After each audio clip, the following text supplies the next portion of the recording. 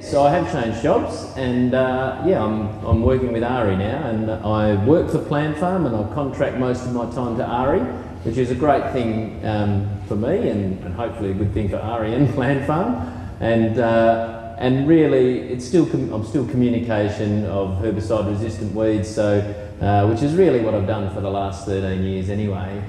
Obviously, different organisations, but as I say, when you're travelling in Asia, same, only different. But I was joking with one of the guys in the Planfarm office the other day, and talking about how I've taken on this communication role, and now I've got to try and communicate with every grower in the country.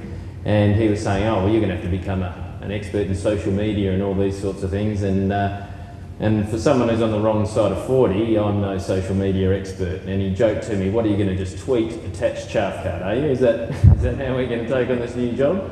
And funnily enough, it got me thinking about Ernest Hemingway, would you believe?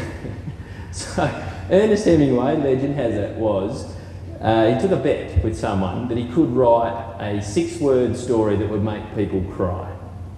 So, you know, I was thinking about social media, short message, what can I learn from Hemingway? And this is Hemingway's short story. No. Says so much with so little, doesn't it? He won the bet. He could make people cry with a 6-word story. So I thought, okay, I'm going to have a crack at a 6-word story of my own about this presentation and about the management of resistant weeds. And here's what I came up with. Anyone feeling a bit teary? All right, so it's not quite a Hemingway. But that's what I'm here to talk about. I'm here to talk about the simple messages of managing herbicide-resistant weeds and how do we do it. I'm going to share with you a few of these things. But before I do that, I want to share with you the quote of the year.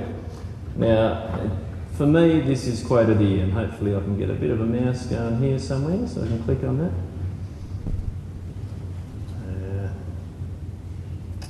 Do we have to do something? Oh. Yeah, there we go, I've got a hand. All right, here's the quote of the year. It's from Andrew Messina. He's a grain grower in the northern region near Mullewa. Many of you would have heard about the Messinas. And you've got to listen for it, all right? See if you can hear it. 10 years ago, what instigated us into going into windrow burning was in a lupin wheat rotation, generally. And the radish were blowing out in the lupins because it's really only one chemical that you've got in the lupin phase. So this year we did not have to spray our lupins for radish.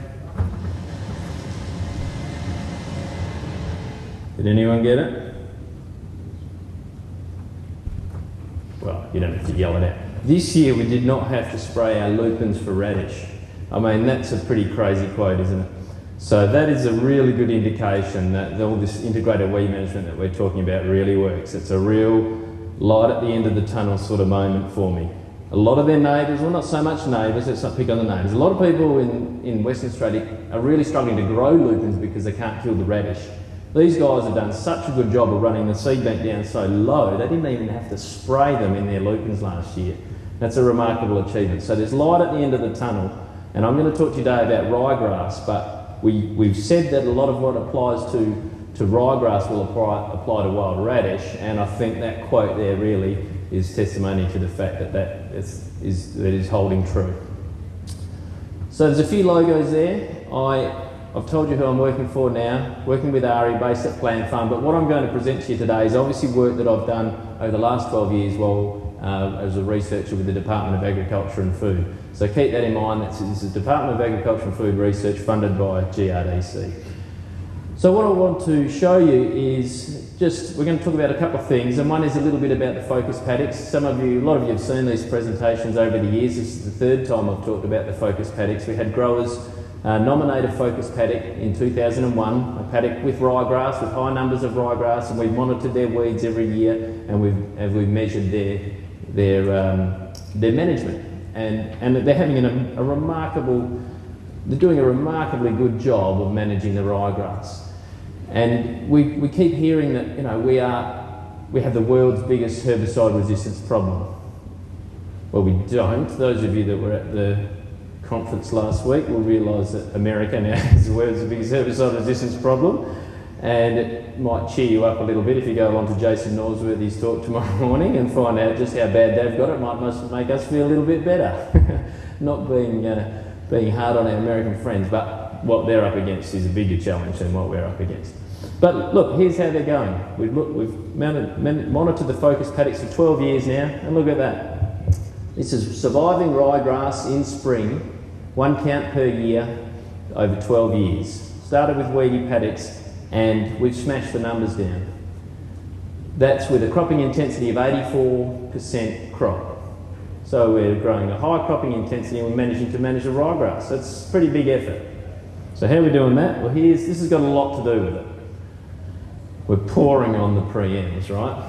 We are using a lot of pre-emergent herbicides, mostly trifluralin. So this is the percentage of the focus paddocks that received a pre-emergent herbicide. So back in 2001, it was 50% of the paddocks getting a pre-em every second year. You know, on average, paddocks getting a pre-em for grass like trifluralin every second year. To last year, where we're up over 90%. And that does not include simazine and atrazine. So it's pretty much, the last bit is simazine and atrazine. It's pretty much that, and this is, the vast majority of that is trifluralin. So a lot of our weed control is coming, so it's not really a story about resistance. This is a story that if we pour on trifluralin, we don't have a lot of resistance to trifluralin. If we pour it on, we're actually doing a really good job on the ryegrass. But there's a bit more to the story, and you've heard me talk about this before, but it's the story of adding one more thing to that pre-emergent herbicide, that 75% herbicide, and which is harvest weed seed control. And the people that have added harvest weed seed control are having the most success. So we're talking at the moment narrow windrow burning or a chaff cut. So this next graph illustrates that a little bit. The red line is 7 farmers who are practicing harvest weed seed control on a regular basis, compared to the black line where they're really more herbicide dominant. Now let me just tell you a little bit more about that. The red line is, they're only doing it in 55% of years. So some of them were doing it every year back here, and then they included it every second year just in their lupins and canola. We had some droughts in 06 and 07, a pretty dry year in 02, so there wasn't a lot done then. So it's only using harvest weed control in 55% of years, 55% of cropping years. This is 15 growers, and they're using it windrow burning in 10% of years. So these growers here are also doing a lot of other stuff. A lot of them have a pretty good integrated weed management program. They're doing a lot of crop topping and swathing canola and so on. It's not like they're the baddies who aren't achieving. I mean, look, they're doing a really good job, aren't they? But just the fact remains is that if we use a 75% herbicide like trifluralin, we can only hold the numbers at a low level. We can't get them right down close to this 0 level. And these guys have been below 1 ryegrass per square metre for 5 years, which is a fantastic result. These guys are at 94% crop. These guys are at 89, so about the same. Both of them are using pre-emergent herbicides at the same intensity. 70% of years, both lines, both groups are using the pre-emergents at the same intensity. So very similar farming systems with one key difference. So I don't have time to show you any of the individual paddocks. I think that would burn up a lot of time. But really, the fact remains that we still feel very strongly about the importance of harvest weed seed control. So we had the herbicide resistance conference last week, and we got to see the next big thing. We sort of organised a bit of a launch. And the next big thing is the Harrington weed destructor, as you've heard a fair bit about. But the next big thing is the integrated weed destructor. So the first people at the conference last Thursday, the first people in the world got to see this video. It was the world first. You guys are the second group that have ever seen this video. So this is a video of what the engineers at the University of South Australia have done with the Harrington seed destructor. They've turned it into the integrated weed destructor where it's mounted on the back of a header. And let's just pray that this thing works. Here we go. So have a look at this.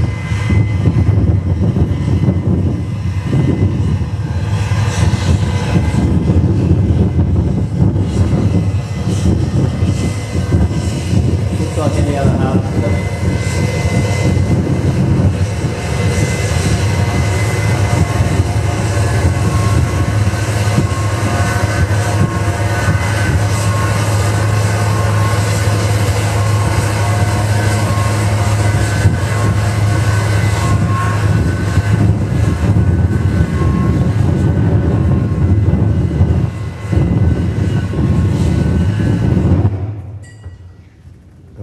So I think you'll agree that that's where we want this technology to head. We've seen the Harrington destructor become an amazing thing where a Western Australian grower, Ray Harrington, has invented this machine and it's turned into a commercial unit towing behind the header. The engineers and so on heard very loud and clear that the growers didn't really want something towing behind the header, and what they wanted was something built onto the back of the machine. And last year they had the first prototype. So that was a Class 9 header using about 80 to 100 horsepower to run the mills on the back. So it's sort of like a Class 9 header working at Class 8 capacity, if you like. We can't make promises about when this will be delivered or if it will actually be delivered, but it's highly likely that this is where that will go. And I think it's a fantastic step and very commendable effort from those engineers. So exciting stuff. So when I think about harvest weed seed control, I showed that, you know, that the plus group are using it in 55% of years. Well, if we've got these things on the back of headers, they could be 100% of years. I think it'll make a big difference. The other part of my 6-word story was to spray small weeds. I don't have any slides on this and I'm not going to take very long on it, but I just wanted to mention it because wild radish, I think the key is to spray them when they're that big. We did some trials last year and there'll be more this year, part of the GRDC Regional Cropping Solutions Network. The group in Geraldton decided that they wanted to spend their money on wild radish. We developed some trials that tested 100 different combinations. We had 100 different herbicide combinations. And really the outcome of those trials was if you spray real early and do a 2-spray strategy, we could kill resistant radish with a lot of bruise. Spray early and make sure you hit them.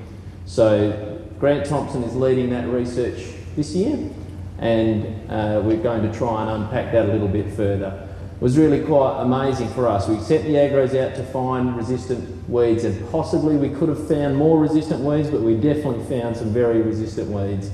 Spraying really early and then coming back with a second spray with excellent application gave us brilliant results. So I really just wanted to mention that. Now the next bit of the 6-word story is how to get your crop to compete like Cadell. Right? Crop competition. I was involved in some work last year in collaboration with Christine Zako in the cereal agronomy group. And I mean, there's reams of data on crop competition. And sitting in the front row here is Dave Minke. Dave Minke has the most perfect data set of any research you could wish to see. It was the most perfect graph you'd ever seen. More crop competition, less weeds, basically. It's very simple. But why has this been a message that we've never been able to sell and use? And so I want to try and work that out and get crop competition into mainstream agriculture, because we're really missing out on something, I think, in Western Australia when it comes to competing with weeds. And every bit of crop competition data that I see all looks exactly the same, where it doesn't matter where you come from in the world. The reason weeds are a problem in crops is because they compete for light, moisture, nutrients and so on, and grain contamination. So the crop's got to compete back, but at the moment we're not really doing it. So I'll spend the last I've got another 10 minutes or so, spend the last 10 minutes showing you a little bit about our crop competition trials last year. So how do we get growers to have a narrower row spacing and a higher crop density? And I just want to say incidentally, if I do a show of hands survey at a field day and ask the growers how many wheat plants do you like per square metre, about 1% of growers can answer that question. We don't have any idea how many plants, and this is in the northern region, it might be different elsewhere, but we don't have any idea how many wheat plants a square metre we really like or need. Right? So that's the first thing. I think we need to get that on the agenda. I'm going to talk about seeding rates because that's the sort of language that we talk, but we've got to drop the seeding rate thing and we've got to start talking density. Anyway, what do? I think this thing here makes it all possible. This or other things like it. It's a stiletto boot, named so because it looks a bit like a woman's stiletto shoe apparently. And it's paired row sowing. And I'm talking about the stiletto boat because that's what we use, but there's other paired row sowing things on the market where we can have one tine with a paired row. So that's it from the side.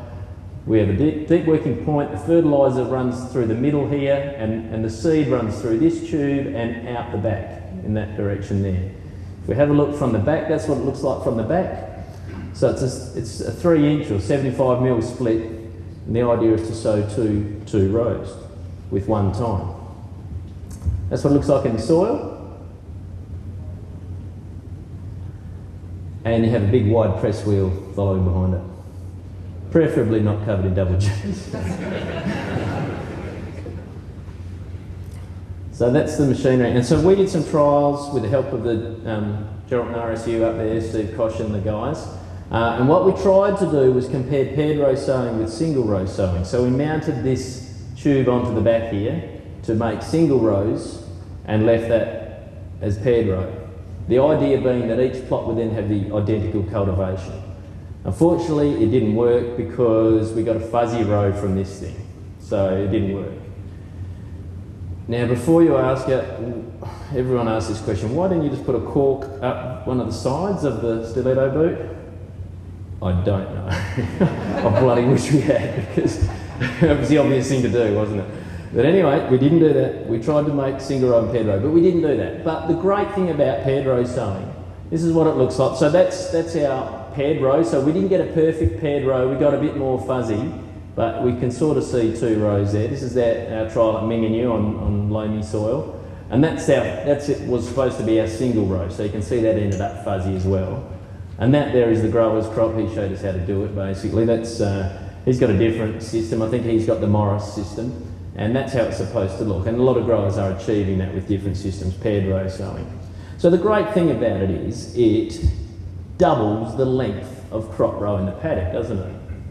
So you've got twice as much length of crop row. And the good thing about that is, you see, if we're on wide row spacing, there's only so many wheat seeds we can pack into a metre of row, isn't there? So the crop density plateaus as the seeding rate goes up.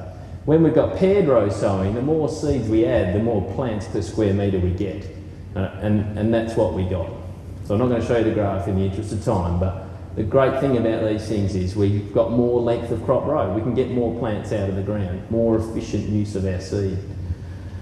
All right, so let's have a look at the data. Now, for anyone considering a career in research in the audience, get into crop competition, because exactly what you think is going to happen happens, right?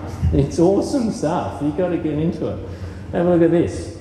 This is the wheat tillers in green and the ryegrass tillers as our seeding rate increases. So this is our Minganyu trial. I think we had about 50 to 80 ryegrass per square metre.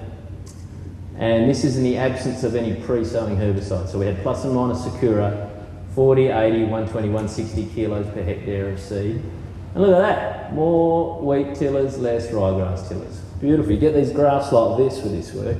And what about the old Chester? Oh, you go the low seeding rate, you get more tillers, right? Well, that's rubbish, isn't it? Look at this. High seeding rate's got more tillers. And you look at all the crop competition trials, they're all the same. Yes, you get more tillers per plant back here, but you get more tillers per square metre at the higher seeding rates. All right, what else have we got? This is the ryegrass seed set per square metre. So the red bars is in the absence of any pre-sowing herbicide. So we've got 16,000 seeds per square metre set up here compared to just over 4,000 or 5,000 down here. Beautiful. Now look at that. Get into crop competition dart research. I'm telling you, look at that. That's exactly what you think is happening, isn't it? And then we've got the plus Sakura down here. Now you can see there I've got my plant densities in there. We've got from 138 up to 300 plants a square metre with this range of seeding rates. But let's zoom in on that plus Sakura result.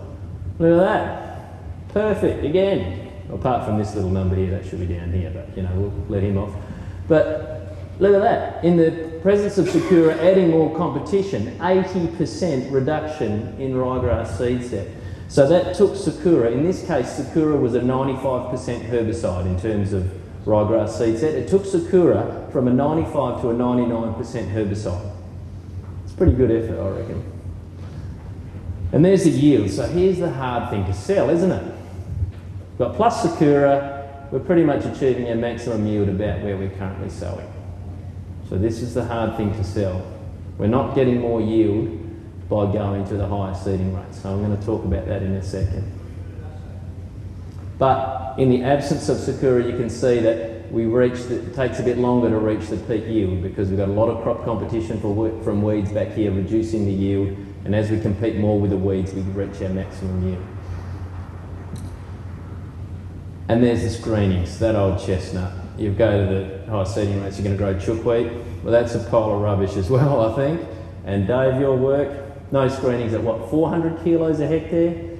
I mean, it is, I think, a thing where the farmers see the bar overlap and they've got double seed and they've got double fertiliser as well, and that's how you grow chookweed.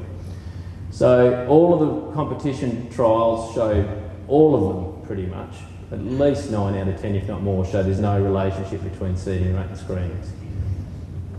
All right, here's just a couple of photos. Now, the reason for these photos is to point out that you can't see this as very well visually in the field. So there's 40 kilos a hectare of seed minus Sakura, and there's 160. The ryegrass looks about the same, doesn't it? But in the field, it's hard to see this stuff visually. But there was an enormous difference when we measured it. That was why I wanted to show those photos. And the last thing I wanted to show you was wild radish. What about wild radish? So we set up another trial site at Banu, at the NAG site, and it was a magnificent radish site. 300 to 500 radish per square metre in crop. She was a bloody good site. And everybody just said, well, don't worry about it, the radish is going to win this one, all right? You're not going to compete with it. But look at that, I don't know how well we can see that. But this is radish growing in the 40 kilo per hectare plot, and a couple of plots down, this is radish growing in the 160 kilo per hectare plot. The crop density had an enormous effect on the growth of the radish. Now, we had a stuffer. That is unsprayed, right? So, without mentioning any names, the technician missed a metre strip and didn't spray the radish post-emergent in that trial. So we had a metre of radish growing unimpeded in the trial, and that's the photo. And here's the biomass. The green is the wheat biomass, and the radish is the purple. Once again, one of these graphs. They're just beautiful, aren't they? So, how do we sell this? So, it's a little bit like selling a chaff cart or a Harrington seed destructor, I think. By towing a chaff cart, it might cost you $12 or $14 a hectare, including the nutrient removal and so on. It doesn't increase your yield that year, does it? But it removes half of your weed seeds or a bit more, and that might be the thing that keeps you in crop. Well, what I would like to suggest is that if we spend another $15 on seed per hectare, that we can halve our weed seed set. So $15 on seed to halve the weed seed set, another 15 on a chaff cart or a destructor at harvest time to halve it again. We can remove 75% of the weed seeds without going near a herbicide. So it's a hard one to sell, but I'd like to just challenge the audience to get out there this year and count the plants in a square metre and have the discussion with your clients and with the growers about how many you've got and how many plants a square metre that you need. I don't have all the answers. There are rules of thumb of the 50 plants per tonne of yield potential, which is the old wheat rule of thumb, and I think it's a good place to start. Obviously, I think you've got to look at the yield potential and match your plant density to it, and I would suggest perhaps another 50 plants for the weeds, maybe. But first, here's the challenge. Get out there, put your legs a metre apart and count the wheat plants in there and count how many you've got and have the discussion and work out how many do you want and how many do you need. That's the first thing. And as far as the weed seed removal at harvest goes, chaff carts are making a resurgence. Windrow burning is still there, but the step to the destructor is now a step closer with the new engineering developments. Thank you very much.